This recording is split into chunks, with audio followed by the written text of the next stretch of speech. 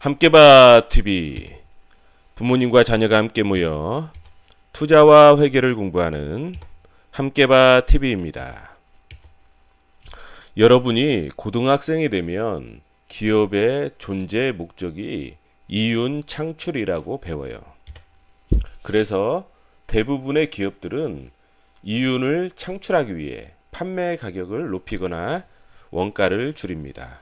자, 매출에서 매출 원가를 빼면 어때요? 매출 총이익이 되고 판매비와 관리비를 빼면 영업이익이 돼요. 그래서 판매 가격을 높이면 매출이 증가가 되죠. 그래서 이익도 증가가 돼요. 자, 매출 원가를 낮추면 어때요? 이게 매출 원가가 낮아져요. 그래서 뭐예요? 이익이 증가가 돼요. 그래서 판매 가격을 높이거나 원가를 낮추면 이익은 증가가 돼요. 그런데 아마존이라는 회사는 이윤 창출이라는 목표보다 지구상에서 가장 고객 중심적인 회사라는 목표를 가지고 판매 가격을 계속 낮게 유지를 해요. 판매 가격을 낮게 유지를 해요. 어때요? 이윤이 좀 줄어들겠죠? 먼저 많은 상품을 저가에 판매하면 어때요? 고객 입장에서는 선택지가 많아져서 상품이 많기 때문에 또 저가 상품이 많기 때문에 선택지가 많아지죠. 살 선택지가 고객 만족도가 높아져요. 그러면 사람들이 아마존닷컴이라는 전자상거래 사이트에 많이 모여들겠죠. 사람들이 모여들면 또 아마존닷컴에서 물건을 팔고 싶어하는 또 판매자들이 많이 모여들어요. 그러면 어때요? 물건이 더 많아지죠. 그래서 사람들은 어때요? 고객들은 더 많은 상품을 고를 수가 있어요. 그러면 고객들이 선택할 수 있는 물건들이 많아지니 또 만족도는 더 높아져요. 여기서 저가 상품을 계속 판매하려면 어떻게 해요? 계속 저가 상품을 판매하려면 낮은 원가를 유지를 해야 돼요. 그렇지 않으면 낮은 원가를 유지하지 못하면 어때요? 계속 손실을 볼 수도 있잖아요. 그러면 계속 기업으로서의 어떤 계속적으로 사업을 운영할 수 있는 여건이 안 되기 때문에 망할 수도 있잖아요. 그래서 저가 상품을 계속 판매하려면 낮은 원가를 유지해야 돼요. 아마존의 고객은 단순히 물건을 사는 소비자만을 말하는 것이 아니에요. 아마존의 연간 보고서, 우리가 사업 보고서라고 있어요. 사업 보고서 12월 보통 4분기까지 다 한 그 사업 보고서 연간 보고서에 보면 소비자, 판매자, 개발자, 기업이나 조직, 콘텐츠 창작자의 5가지 부류를 고객이라고 말하고 있어요. 판매자는 아마존에서 물건을 판매하는 업체, 아마존닷컴이라는 그 전자상거래 업체에서 거기서 입점해서 물건을 파는 그런 업체들을 판매자라고 하고, 개발자는 그 클라우드 컴퓨팅인 아마존 웹 서비스 고객.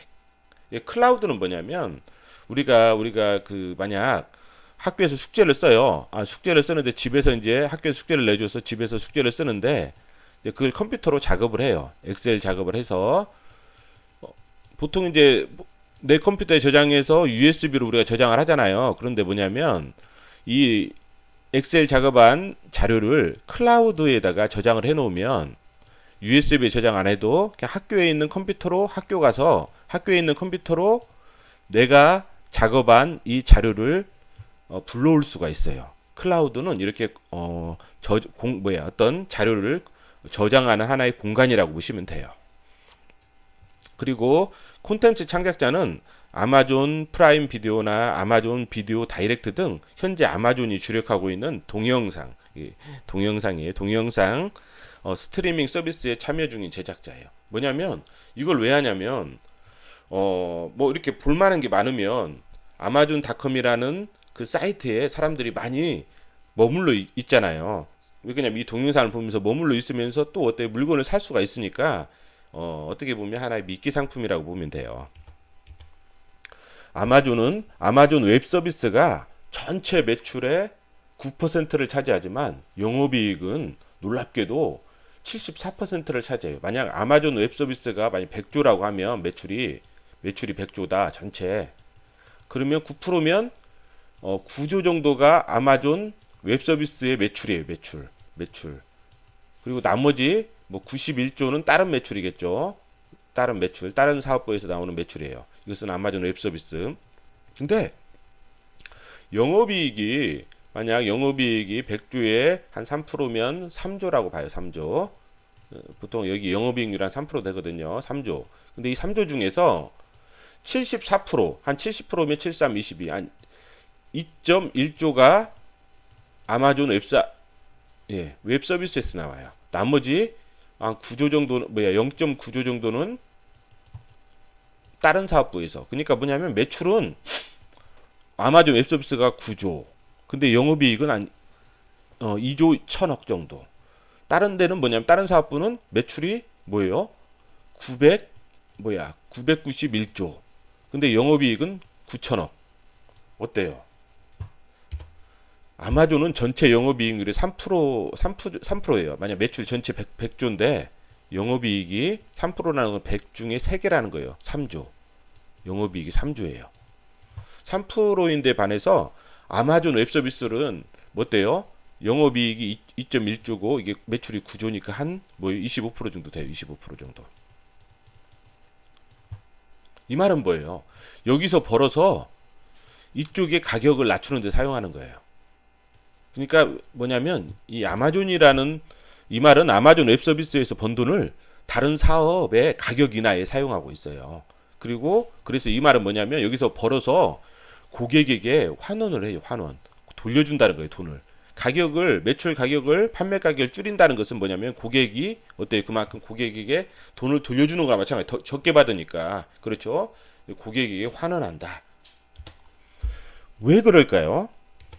우리가 과거에 플랫폼이라는 개념을 배운 적이 있어요. 플랫폼은 많은 사람이 모여드는 게 중요해요. 플랫폼이 뭐야? 뭐 기차 정류장 막 그런 거라고 했잖아요. 그래서 많은 사람들이 모여드는 게 중요해요. 모여들면 그 주변에서 장사하는 사람들은 어때요? 장사를 해서 돈을 벌 수 있잖아요. 그래서 플랫폼은 많은 사람들이 모여드는 게 중요해요. 매출은 P 곱하기 Q예요. 그런데 플랫폼에서는 P보다는 Q가 더 중요해요. 이 Q가 더 중요하려면 어때요? 점유율이 높아야 돼. 점유율. Q는 점유율이라고 했어요. 점유율. 이 점유율이라는 것은 뭐냐면 그만큼 사람들이 많이 사간다는 거예요. 사람들이 그만큼 많이 모여든다는 거죠. 고객과 시장을 어떤 공통된 특징으로 나누는 것을 세그먼테이션이라고. 세그먼테이션. 어떤 시장을 많이 고객이나 시장을 서로 비슷한 성질로 이렇게 나눠요. 이렇게 시장이 있는데 이것을 갖다가 이렇게 나누는 거예요. 이렇게 이렇게 나눠요. 이걸 뭐라고 하냐면 세그먼테이션. 분할이라고 해요. 분할한다. 세그먼테이션 한다. 시장을 나눈다. 이렇게 표현을 해요. 세그먼테이션이라고. 과거에는 뭐 성별이나 남자나 여자냐 아니면 직업에 따라서 뭐 그다음에 학력 뭐 많이 배웠냐 적게 배웠냐 소득 고소득자냐 저소득자 이런 기준으로 이런 세그먼테이션에 적용했어요. 이러한 기준을. 그래서 이렇게 나눴어요. 이런 분류 성질을 통해서. 그런데 아마존은 빅데이터와 AI 기술을 통해서 뭐냐면 한 사람 한 사람을 나누는데 한 사람도 0.1인 규모로 세그멘테이션을 분할을 해요. 그러니까 이 사람도 한 사람도 그날 시시각각 그 한 사람 한 사람의 시시각각 변하는 요구 사항을 반영해서 고객 만족을 추구해요. 그러니까 다른 회사들은 보통 일반적인 회사들은 뭐 성별이나 직업, 학력, 소득 등 이러한 기준을 통해서 시장을 나눠요. 그러니까 우리가 이 시장에다가 물건을 팔아야 되겠다. 이렇게 하는데 아마존은 뭐냐면 한 사람인데 한 사람도 그날 기분에 따라서 상황에 따라서 뭐 날씨에 따라서 사람이 변하잖아요. 욕구가 날씨가 나쁜 날은 뭐 이러한 뭐 커피를 마시고 싶다더니 막 이런 것들이 변하면 거기에 맞춰서 뭐냐면 판매 전략을 수립하는 거예요. 그래서 고객 만족을 추구해요. 우리가 회사를 분석할 때 이런 성공한 회사의 사업 구조를 공부해야 돼요. 참 여기서 이게 빅데이터라는 것은 뭐냐면 빅데이터는 말 그대로 빅이 뭐예요? 크다잖아요. 크다. 빅. 데이터가 크다는 거예요. 그냥 많은 데이터라는 거예요. 많은 데이터. 그러니까 그냥 일반적인 사람이 봤을 때 너무 많아서 데이터가 이것을 갖다가 어떻게 우리가 분석을 하기가 힘들어요. 그런데 이 빅데이터 기술은 뭐냐면 이렇게 많은 데이터를 대규모 데이터를 저렴한 비용으로 뭐 이렇게 가치를 추구하고 뭐 분석할 수 있는 기술을 빅데이터라고 해요. 그래서 이런 기술이 있기 때문에 이렇게 개인별로 아주 세부적으로 개인도 시시각각으로 변하는 그러한 그 심리를 반영해서 이렇게 분할을 하는 거예요. 이런 기술. AI 기술은 뭐냐면 인공지능이에요. 인공지능. 그래서 AI가 계속 분석을 하는 거죠. 우리가 회사를 분석할 때 이런 성공하는 회사의 사업 구조를 공부해야 돼요. 제가 지금 설명한 것보다 훨씬 더 많은 것들이 아마존에 있어요. 이런 회사를 공부하다 보면 이런 회사가 좀 안 좋을 때 여러 가지 경제 상황이 안 좋아졌을 때 주가가 떨어질 때 투자할 수도 있지만 또 이와 비슷한 전략을 추구하는 회사를 발견할 수가 있어요. 이제 막 성장하는 그런 회사를 발견할 수 있어요. 그러면 그런 회사에도 투자할 수가 있는 거예요.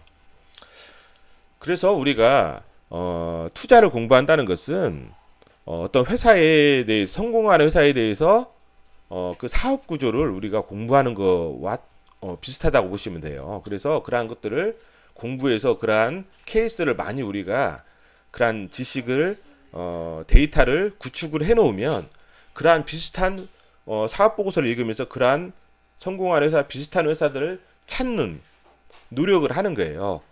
이제 그게 투자거든요. 그래서 우리가 오늘은 매출 사례, 플랫폼 매출, 그 아마존에 대해서 간단하지만 아주 아마존이 100이라면 한 5 정도? 이게 아마존에 대해서 이게 100이라면 오늘 설명한 것은 5 정도 설명한 거예요. 훨씬 더 복잡해요. 그래서 오늘 아마존에 대해서 설명을 드렸습니다. 이상입니다.